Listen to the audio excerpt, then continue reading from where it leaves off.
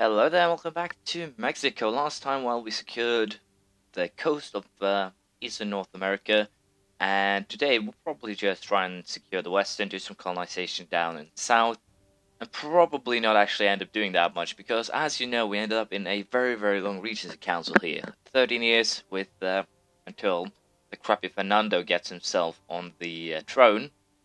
So we'll have to wait and see how things actually plays out during that time. Also, there's some pretender rebels that will be dealt with, so once again, there's some annoying people, but it shouldn't be a problem. So, with that said, I'll just get right to it, and we'll do some colonization. We can now go ahead and upgrade the admin tech to level 13, improve drainage, and with that we get an increase in production efficiency by 10%, and we can also build plantations. Well, good with production efficiency, we'll get a little bit of extra cash. With the next level, we'll get a new idea group though, so that is fine. Other than that, I am still a little bit unsure whether or not I want to take ecumenism, but for now we'll just use the points on something else. I'm also decided to complete a mission here of colonizing Graparo, so I'm going to do that straight away, and hopefully I won't run myself into bankruptcy by doing so. I'm hoping, but it should be fine. The second positive thing about the completing the mission here, colonize, is that you get a global settler increase by 25%. No, 25 people a year, and it lasts for 5 years. So that is basically, if 5 colonies, about a free colony. If you think about it, if I run 5 colonies for 5 years, it's definitely a free colony, which is pretty damn sweet. I don't think I want to take the Mining Act due to the trade efficiency loss. I am earning a lot of my income from trade, so I should not go ahead and lower that by 1/3. That's probably not a good idea. The enemy of our enemy, remove Ottawa. Morocco, opinion of Mexico. Well, we can do that, make Mexico get a little bit friendlier.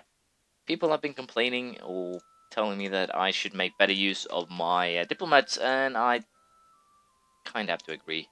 I haven't been good at using these guys, so I'll try and have 3 diplomats working, I guess I should say, all the time, and try and keep one in the reserve because of the fact that it takes half a year for him to actually travel. So, hopefully, you won't be cringing as much as you have because of my, lack of using, the diplomats. So, I'll just continue the colonization, and we'll see how things go.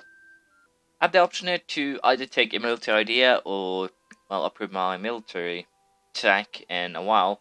Due to the fact that we're 5 years ahead, I think that we'll actually take improved foraging here, which is another offensive idea that gives land attrition minus 25%. That should help out quite a bit. We also get attrition for enemies, which could actually come very much in handy, seeing as we are, colonizing a lot close to, our enemies. So that could definitely be useful. We'll also, I will try to run, I think, 5 colonies simultaneously as much as I can. So we'll have to see how things actually work out by the end. And I can also do an upgrade here in diplomatic tech, and we'll do that. The reason is that trade efficiency increased by 10% means that I will earn probably enough to go positive with 5 colonies at once. Let us just figure that out very quickly. And let us send you there. Most Cree became completed, so you are hereby recalled and sent there. But yeah, I think I'll actually be making, I'll be making a profit. I earn 7 ducats more now a month on gold, so yeah, I'll be doing fairly well here. I think I'll take the prestige over the papal influence. I still have a fairly good amount of people that like me, so to speak. So, as I was saying here, we'll just continue with what we have been doing so far. The next level will actually give me another 10% trade efficiency, trade range, colonial range, even the merchantman. So, there's a lot of things that we'll have to consider here. But for now, we'll just keep on waiting until the Regency Council is done. There we go, the mission complete. The enemy of our enemy gained 5 prestige and 25 diplomatic power. Fairly alright. Sold Portugal. I can do that, but I need to wait for one of my diplomats to get back home, because I don't have them. No, I'm just kidding with you. It's probably a wise move by me to start actually using my diplomats for all they are worth. So, I guess it's nice that you guys are actually watching out for me, more or less. Insult. I don't like you. Gain 25 military power for that, and 5 prestige, so that's perfectly fine. Remove Ottawa, spread culture. I guess we'll just remove Ottawa. I don't care too much about changing culture, because I feel there are better things I can use my diplomatic power on. So that is perfectly fine. Let's see here. Who else do I want to like me? Probably Denmark to some extent. And of course also, I think, the Russians. Because who knows when I need 5,000 of something. There we go. With that, I'm basically, I think, on good terms with everyone except Castile. Are you kidding me? I hate this. I should definitely pay more attention to when these guys are being snatched. But yeah, that's not the point here. I wish there was some sort of automatic invest in these 4 people and that's it. I'd really like if there were such a functional ability, whatever you want to call it. But I'll once again continue with the colonization efforts and I'll leave you alone. So we can do a couple of upgrades here. First of all, we can upgrade admin tech to level 14, which now allows me another group of ideas. I can now also build Tone Hall and Treasury, which should help out at least a little bit if I build them. Probably won't, so that's perfectly fine. We can also research Military Tech 16, Standardization of Caliber.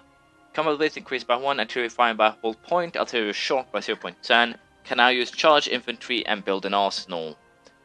All in all, fairly interesting, to be honest, so I might do something of that, probably not too much though. The big question now is what do we want to take as our next idea group here. Let's see. Trade perhaps? I'm definitely considering taking trade, but there's just one more place I'd actually need a merchant, so 3 merchants will be a little bit overkill. Won't really use that to what it's worth. Potentially, I think we'll go for another military idea, potentially quality or offensive. A little bit unsure what we actually want to do here. I think we'll actually go for offensive for that manpower boost, and we might take an administrative idea next as the next idea set. We're also getting a little bit closer to getting out of the Regency. We have 6 more years, so in 1603 we should be ready to launch another assault on Castile. Castile is currently at war with Aragon. I was not called into this war, which pisses me off, or I'm a little bit annoyed by that. I'm also still in alliance with them, so that's fine. The French have all places they've gone ended up in a war with Hungary, so apparently I'm pretty sure the reason why I'm actually not being called into war with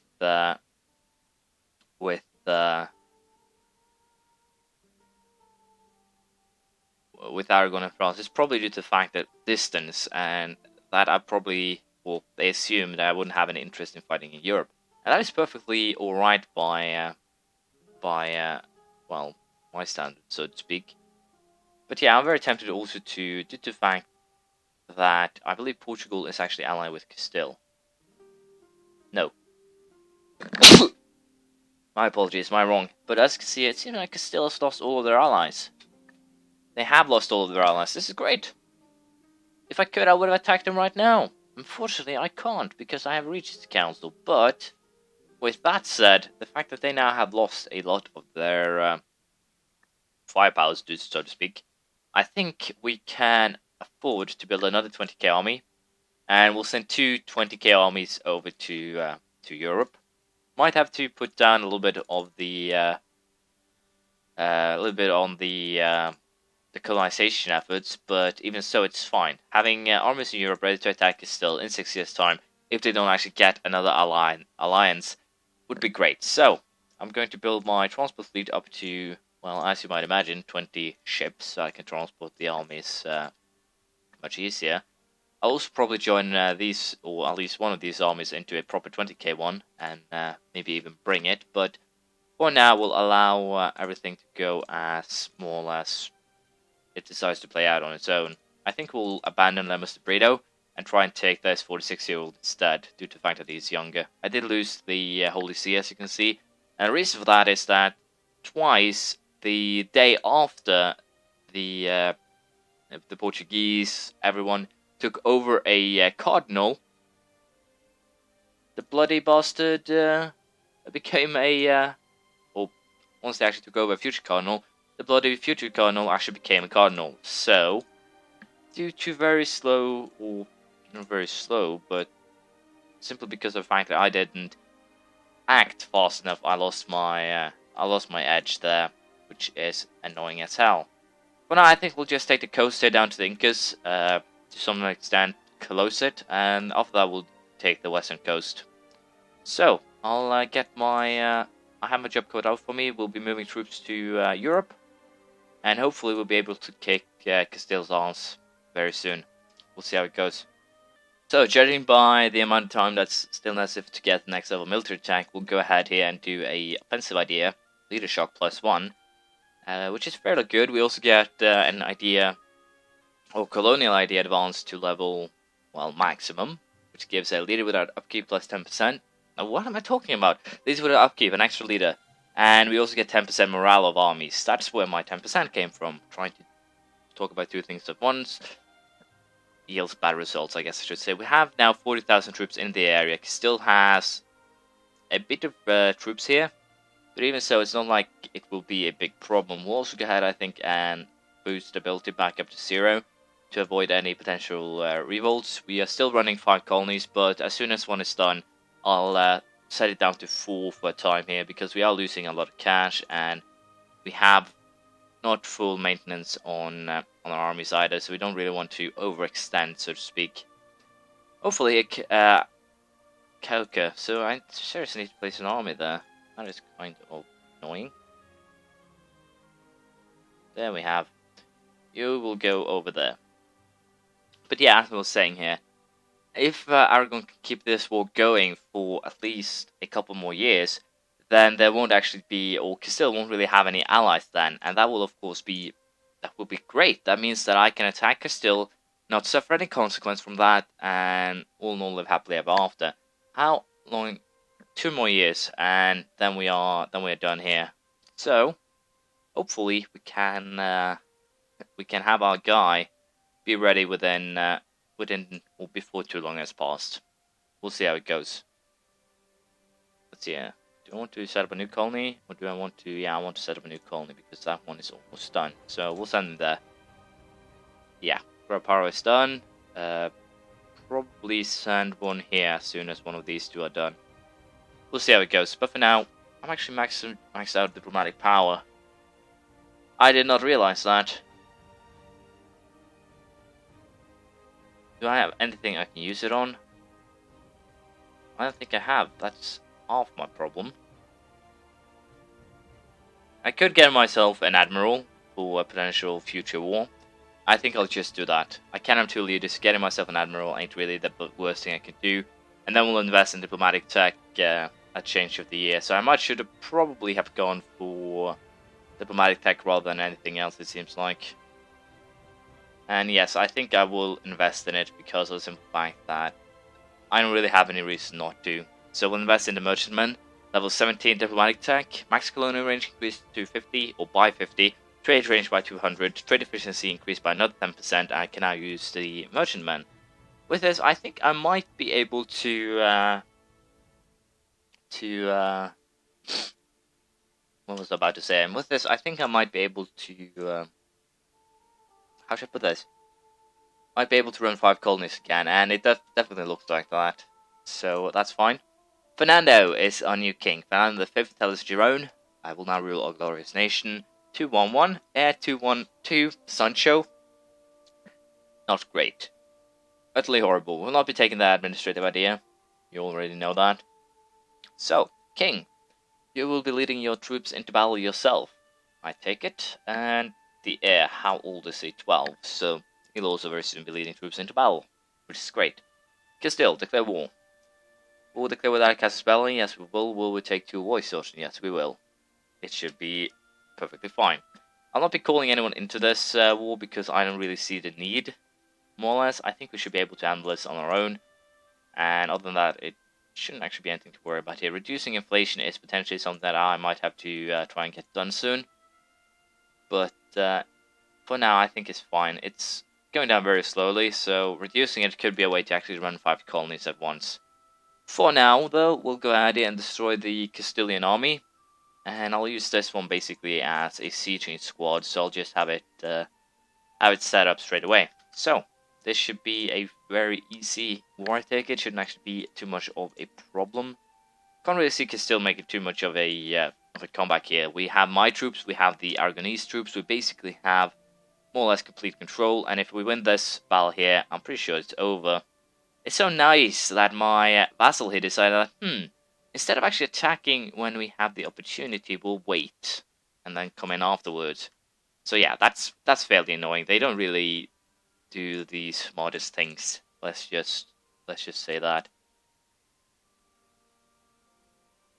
Well, Portugal, you are definitely starting to get on my nerves here. I might have to declare war on Portugal as well, it looks like. Yeah, it definitely looks like that. Basically, just snatch this colony. We'll have to see what we actually wind up doing. We do have troops in the area, so if we fight Castile first and then choose to fight Portugal afterwards, we might make something work here, but I'm a little bit unsure. Let's see, can we now destroy this god-awful Spanish army?